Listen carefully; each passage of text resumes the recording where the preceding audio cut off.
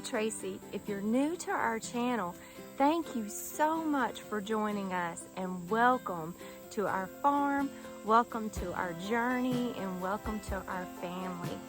If you're not new and you've been hanging out with us for a while now, we are so thankful that you guys join us every week, and we're thankful for all your wonderful comments, and we're just thankful for your friendship, and we're so glad you're a part of our family and a part of our journey.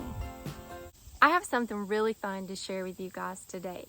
My friend Brooke over at Coghill Farms has started her own YouTube channel called Mrs. Coghill Farm, and it's all about her perspective from being a lady farmer and homesteader and her life on the farm. And I love that so much. I think it was her first episode I was watching, and I got so inspired by her doing this and doing her life through the lens of what she does as a lady farmer and homesteader. And I just got to thinking about how truly blessed I am, because I have so many connections and so many friendships of some wonderful, wonderful lady farmers and homesteaders, strong women, creative women, talented women, women with big hearts. And it inspired me to do this little series that I'm starting today, where we're gonna go and chat with my different friends that are lady farmers or lady homesteaders. I used to watch this show years and years and years ago when I was just dreaming of being a lady farmer. It was called Farm Her, and I can't even remember like on what network it was on. It was like one of those off networks, and I loved that show. I don't even remember the girl's name, but she went around and interviewed different lady farmers and homesteaders and toured their farms. And it inspired me so much every time I watched one of those episodes. So when I was watching Brooke, I started thinking about that show and how much it inspired me and encouraged me to take the steps and to get to the place where I'm at now, where I actually do have a little farm. And I got to thinking about how blessed I am to be surrounded by so many wonderful lady farmers and homesteaders. And I got to thinking about you guys and how a lot of you have shared with me that you are dreaming of a farm. You're dreaming of a homestead. You're dreaming and drooling over garden sheds and chicken coops and potager gardens and chickens and goats and cows, and you're dreaming of having that one day, but it's looking absolutely impossible that you're ever going to get it. Well, it's not impossible. You've got to keep dreaming. You've got to keep pursuing your dreams and your passions. And that's why I wanted to do this little series, because I believe these ladies' stories and what they're doing is going to inspire you and encourage you to keep dreaming and to keep pursuing your dream and your goal. In today's world, there's all different kinds of farmers and homesteaders.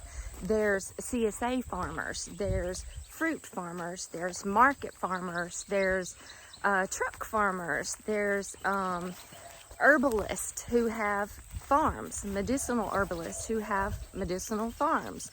There's permaculture farmers, there's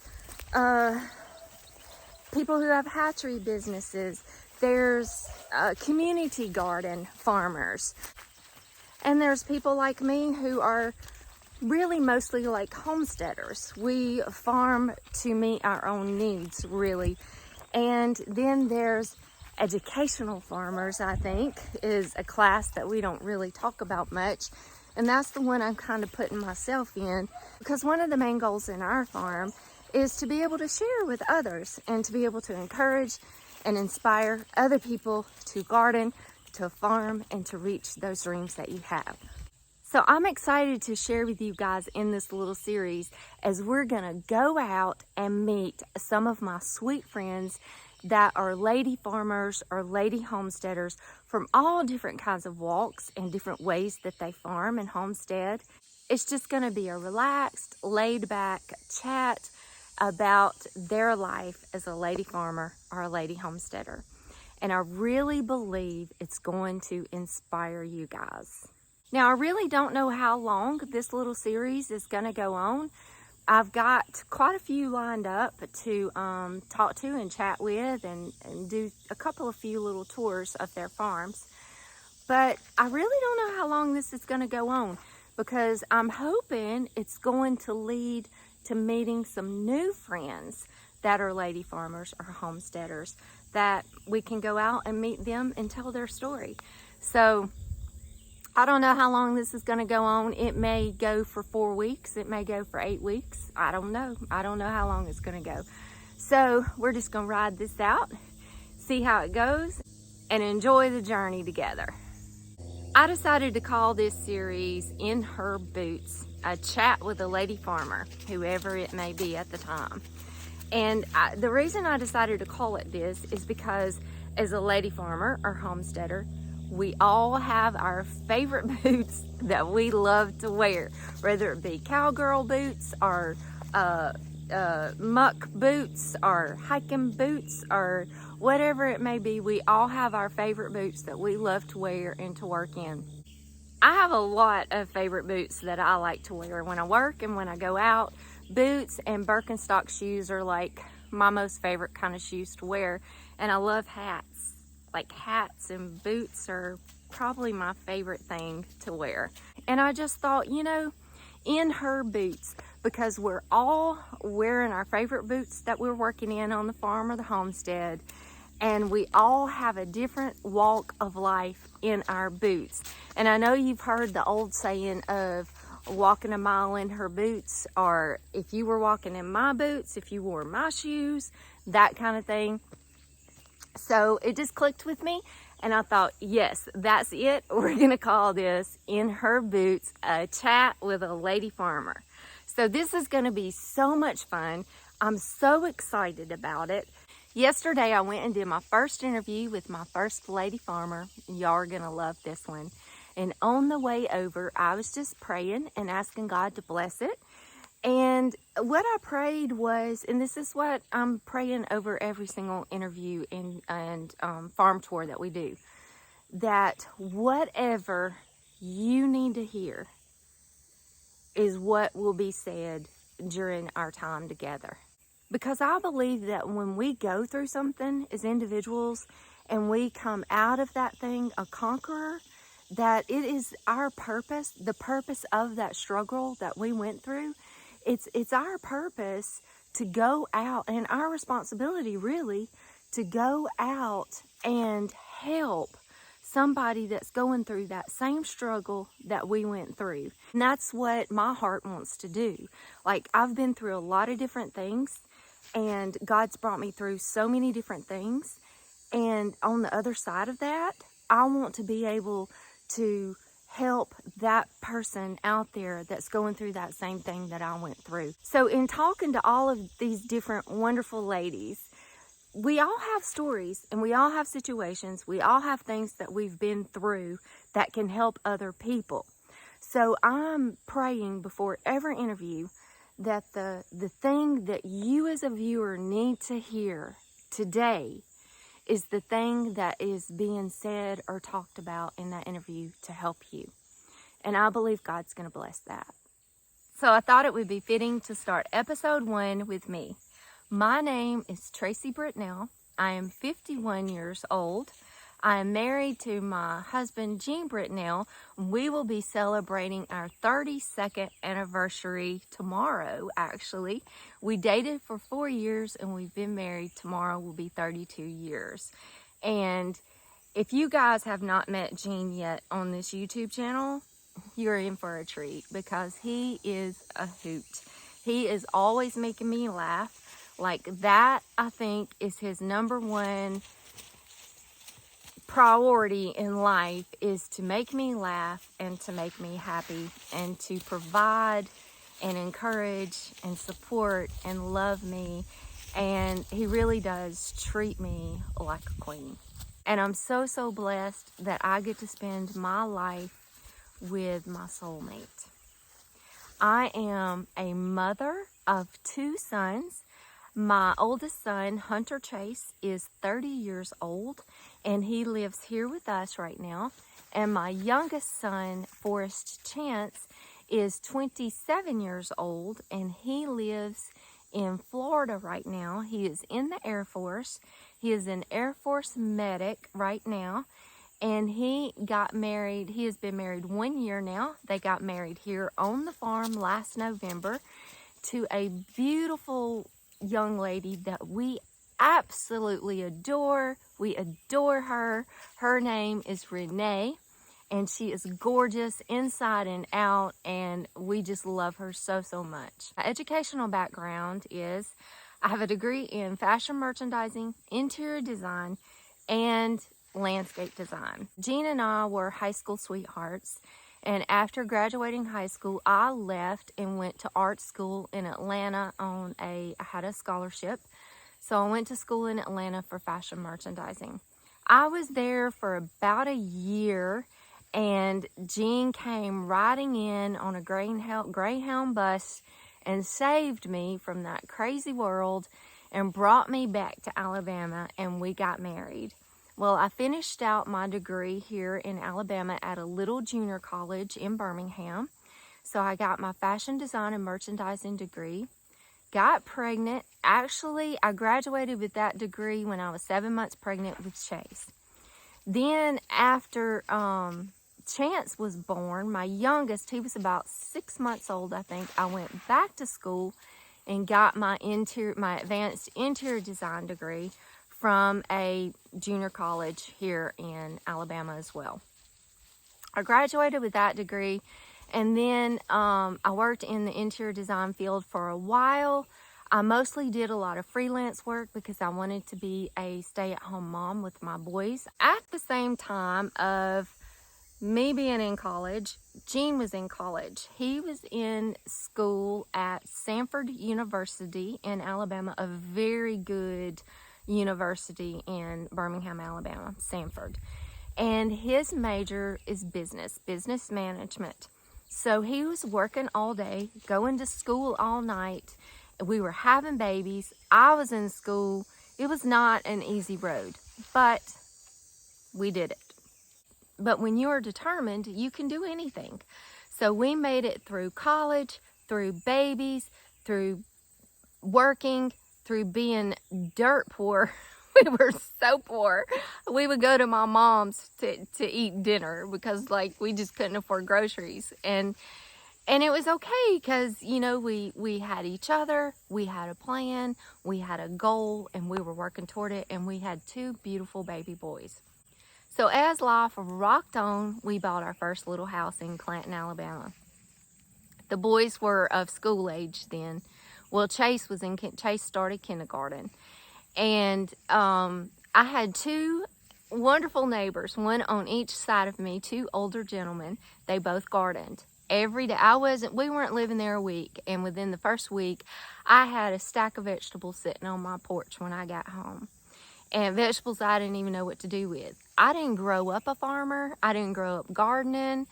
Our food came from a grocery store. My mother was a very hard worker. She always had 2 or 3 jobs. She was a business lady, an entrepreneur, and very successful, very intelligent. I admire my mother. She has always been an inspiration to me. My dad always owned his own business. He always owned a store of some sorts. My dad, I wish that y'all could have met my dad. He passed away before I ever started this YouTube channel. I was definitely a daddy's girl. My dad was my heart. Man, I love my dad. And he was just a big old teddy bear. He was a big man, and he had a big, big heart to go with it. He always owned a store because he was a talker, and he was a social bug. He could talk to a stranger for 2 hours. He didn't meet a stranger. He could talk for hours, and he loved kids. He loved children. He always had a store, like I said. Kids would come in, he'd just fill their pockets up with candy, which really wasn't a good thing, but everybody loved my dad. And I remember growing up, we lived in Chelsea, Alabama. And we had, right beside us was this little yellow leaf game lodge is what it was called. And it was a place where, like a community facility, you could rent it, have parties there, meetings, whatever. But it was right by my house. Well, my dad owned this store in Chelsea, a little store in Chelsea. Chelsea was tiny when I was growing up. It was just a little tiny city. I grew up in a very little city. My graduating class was like 60 people. All the hunters always came into my dad's store. A lot of times they would find like baby deer abandoned out in the woods. They would bring any animals that they found to my dad. And we rescued them and we saved them. We would nurse them back to health and we would let them back out in the wild. So multiple times throughout my life, we were raising a baby deer, bottle feeding a baby deer. We nursed hawks back to health and let them free. There was all kinds of animals that we were always nursing something and saving something. Anytime that we had a baby deer that we were bottle feeding and saving, and it was Christmas time, my dad would dress up like Santa Claus, and we would paint a red nose on that baby deer and rent out the lodge beside us, and he would have a big bag of candy and toys that he would get kids, and kids would just be lined up going out that lodge to come see Rudolph the Red-Nosed Reindeer and Santa Claus. And that right there pretty much would tell you what kind of person my dad was. And I miss him every single day. So I went off on a little bit of a tangent there about my dad, but anyway, so I didn't grow up gardening or farming. My parents were business people and they worked really hard and provided everything that we needed and pretty much wanted. I was very blessed as a child and as a teenager. So I didn't grow up with a garden. I didn't grow up in a farm. No, I did grow up taking care of animals, and we always had animals to take care of and a love for animals. But I didn't grow up growing food. Now, Gene did. Gene grew up with his dad and mom always having a garden. She had an herb garden, flower gardens. They always had vegetable gardens, and Gene's mom always preserved and canned and put food up. So when we moved into this house in Clanton and I had those two sweet neighbors, I just fell in love with those two old men. I fell in love with them. And I spent a lot of time out in the garden with them, learning from them. Well, one of my neighbors, Mr. Williams, had a garlic and a mint patch. And he would tell me all about how to grow the garlic, how to dry the garlic, and then the mint patch, and I would just go over and pull it and smell it. I fell in love with the idea and the fragrance of herbs. Gene worked out of town a lot. He's always been in sales, and he's always had to travel out of town a good bit. He found this cute little herb store in Loxley, Alabama, on the way to some of his territory. Well, he took me there one day, and I was hooked. There was these two legit hippies that owned that little herb store. I would spend, as long as my family would tolerate me being in there, I would spend time with them, talking to them, learning from them. And I was just captivated. I mean, that was it. I was hooked on herbs. And I studied and I researched and I joined the Herb Society. And Gene, for my birthday one year, he gave me $100, took me shopping at that little nursery and let me spend all the time I wanted and the $100 on all the herbs that I wanted. And $100 to us back then, that was like, it's a lot now, but then when we were struggling, that was like a sacrifice. And he built me 2 raised beds out of railroad ties, and that was it. I was hooked. From there, it turned into pathways and archways and living walls and greenhouse and vegetable gardening and fruit gardening, and it just went on and on and on. And then I decided I wanted to start creating Clydes in the Creek. I decided I wanted to start creating outdoor rooms as my design business. So I went back to school. I did an online study for landscape design. I didn't feel like I got enough plant knowledge from that. That was just, you know, basic landscape design etiquette and know-how. So I went to work at my favorite nursery in the world, Petals from the Past in Jemison, Alabama. And I did landscape design there. I learned so much plant knowledge. Dr. Powell, Jason, Shelley, Miss Gwen, all of my co-workers, they were my mentors. I learned more from them and from working there, the 12 years that I worked there, than I ever could have learned in college. So I had my own business at this time called Creative Elements, a landscape and garden design business.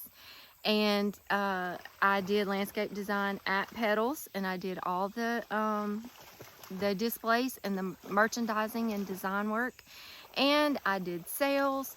I pruned roses, I cleaned rose blocks, I scrubbed toilet, I vacuumed floors, whatever needed to be done.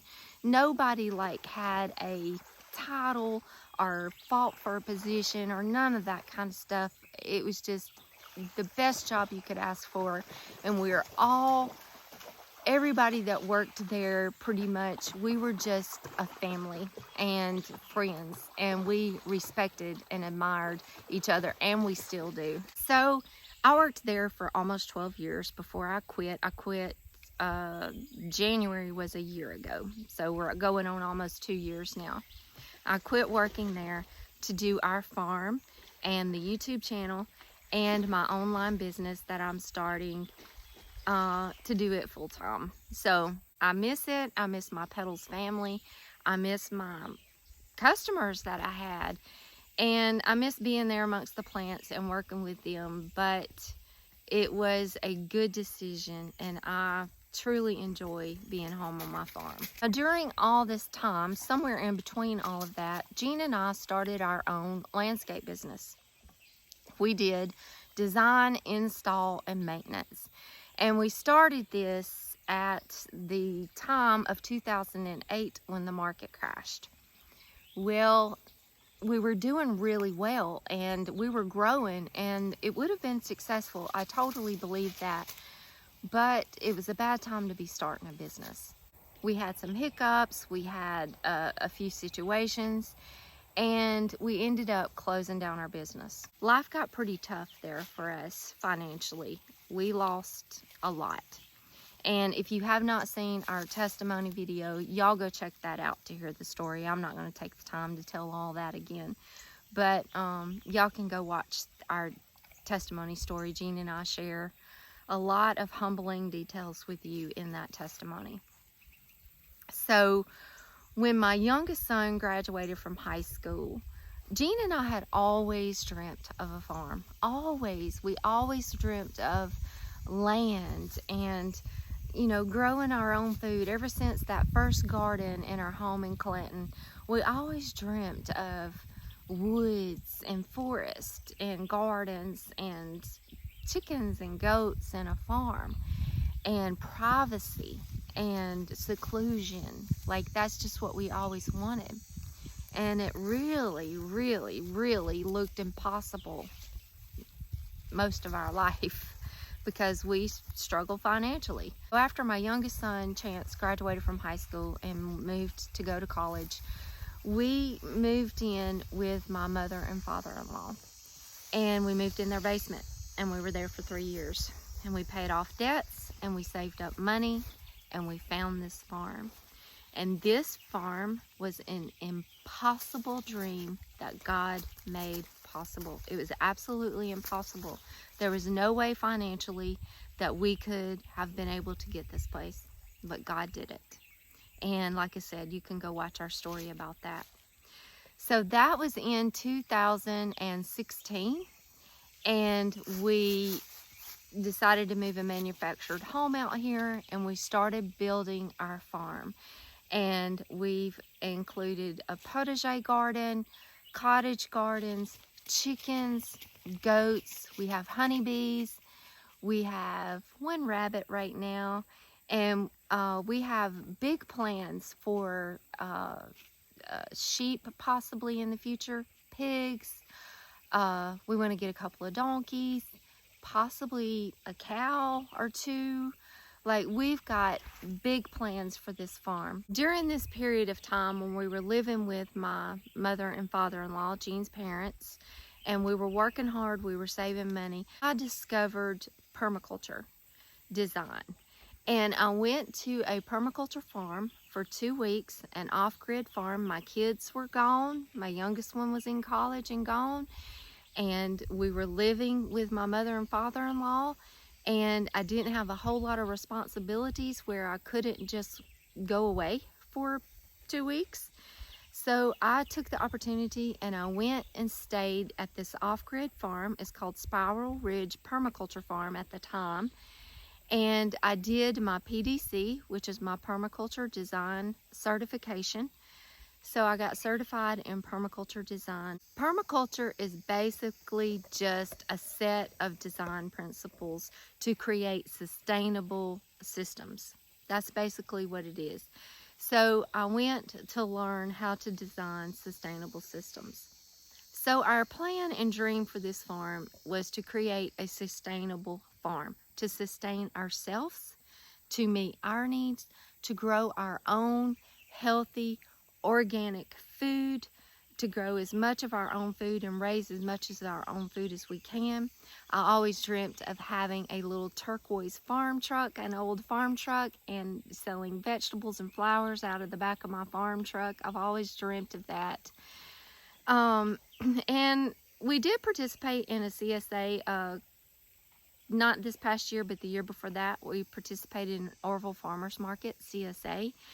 And I enjoyed it, but I realized that that's really not what, I want to be doing. The purpose of our farm and growing our own food and our own medicine is mostly just to meet our needs, to meet our family's needs, and to meet, and to be able to help people with it. So being a market farmer, a CSA farmer, that I realized real quick that that's really not the direction that I needed to go in. My real dream that I wanted this farm to be is an educational farm. I love speaking. I love sharing any knowledge that I have. And I'm not saying that I'm the best gardener in the world. I'm not saying that I know everything, because the more I learn, the more I realize I don't know very much. What I'm saying is what I do know, I love to share with people.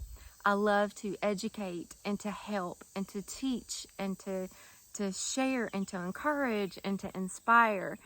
And really, when I come back from that permaculture design course, that off-grid farm, that's what I wanted this place to be.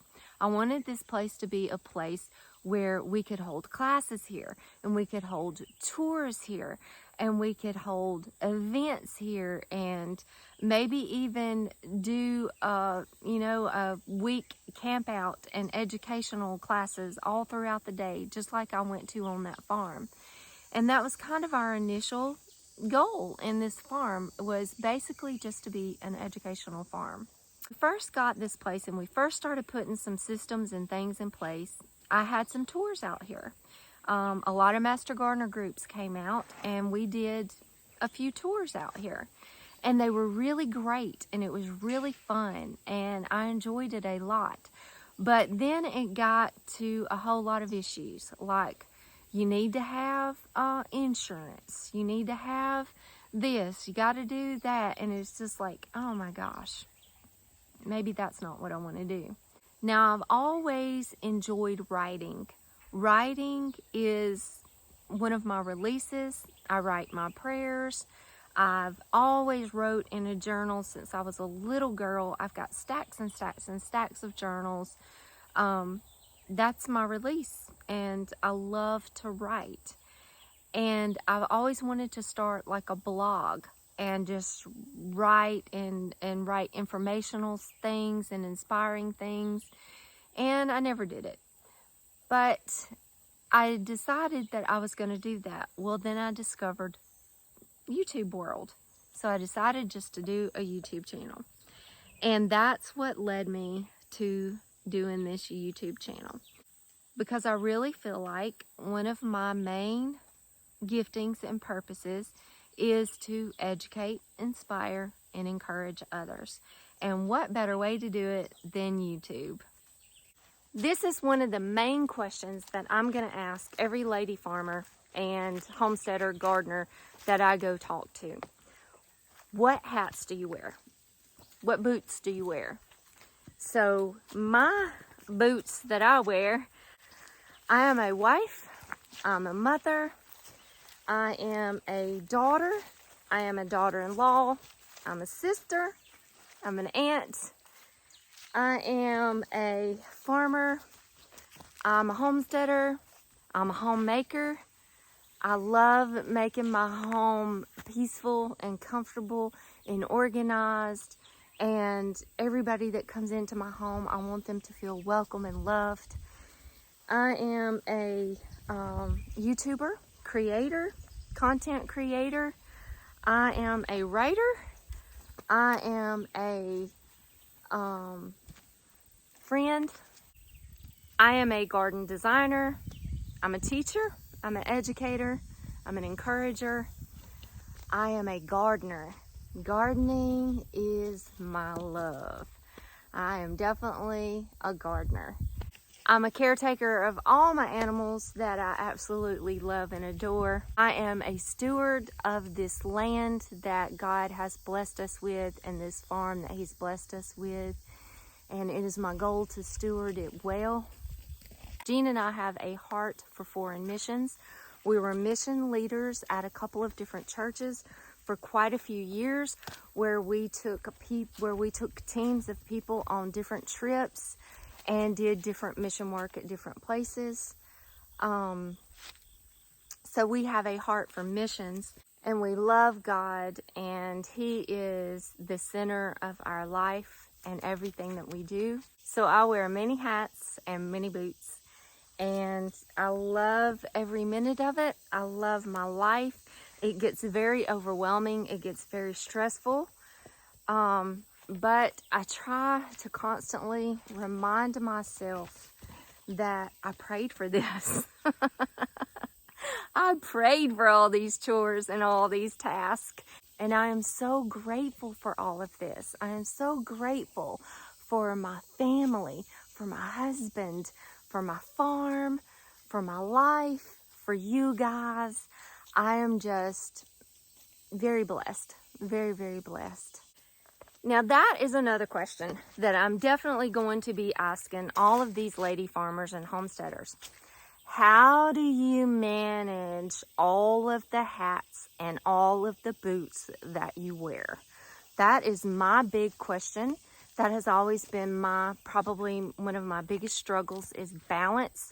Learning how to balance everything in my life efficiently and with peace. And I am working right now on trying to develop management systems, efficient, effective, successful management systems, to be able to manage all the boots that I wear, all the hats that I wear in my life. And I really want to get the perspective of how other women farmers, lady homesteaders, homemakers, business women, how they manage successfully all of those boots that they wear. So it's going to be very interesting to talk to all of these people and to meet all of these people, and I'm really looking forward to it. I'm looking forward to you guys joining me on this journey. It is going to be a blast, y'all. Now here is a little sneak peek of In Her Boots, episode 2, a chat with a lady farmer, Brooke Smith from Coghill Farms.